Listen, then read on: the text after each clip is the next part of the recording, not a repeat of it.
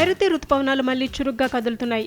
బంగాళాఖాతంలో గురువారం నాటికి ఏర్పడనున్న అల్పపీడనం ఇప్పటికే బంగాళాఖాతంలో కొనసాగుతున్న ఉపరితల ద్రోణి ప్రభావంతో వచ్చే 5 రోజుల్లో పలు జిల్లాల్లో వానలు దంచుకొట్టనున్నాయి. పలు చోట్ల ఈదురుగాలులతో పాటు ఉరుములు మెరుపులతో వర్షాలు కురుస్తాయని వాతావరణ శాఖ ప్రకటించింది. ఇక ఏపీలో 12 జిల్లాల్లో భారీ వర్షాలు కురిసే అవకాశం ఉందని అమరావతి వాతావరణ కేంద్రం ప్రకటించింది.